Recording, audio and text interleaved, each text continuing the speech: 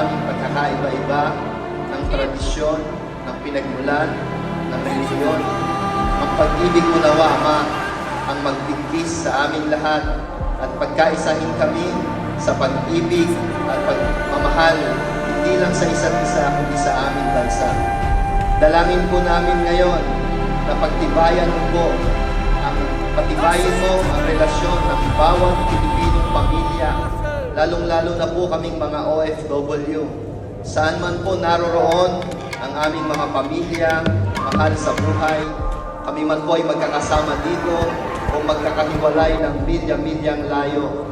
Nawa ang iyong pag-ibig sa amin ang manatiling nagbibigkis sa amin upang kami patuloy na magkaisa, magunawaan. Lalo na po ay dinudulog namin sa iyo ang aming mga anak, ang mga kabataan na siyang mga susunod na henerasyon ng aming lahi. Gabayan mo po sila at pausbungin, pagtibayin at palaguin ang kanilang pananampalataya sa iyo.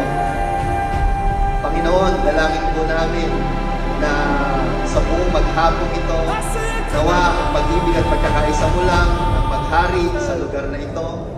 At dinideklara ko po ang pagpapala sa lahat ng naririto ngayon sa ngalan ng Ama, ng Anak, ng Espiritu Santo, sa pangalan ni Jesus.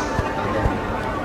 Sa inyong pakikiisa sa napakahalagang pagtitipon nito. Ako po,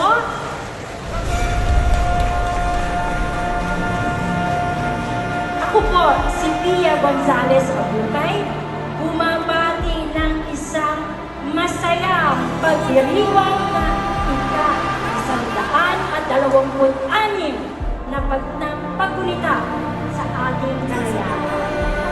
At syempre pa, mag-enjoy po tayo ngayong araw. Itong araw na ito ay para sa bawat Pilipino. Hindi po ako nag-iisa, tulad po ng inyong nakikita ngayong oras na ito.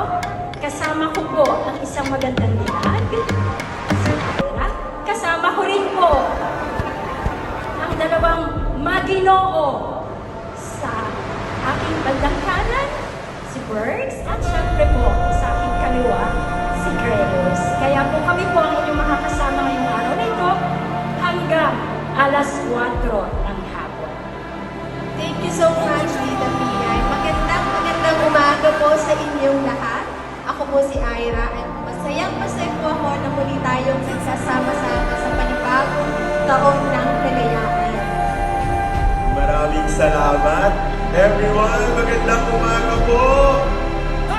Ayan, alam nyo, ramdam na ramdam ko po itong ating selebrasyon ng ating kalayaan. Hayaan po ninyo na iparamdam din namin sa inyong lahat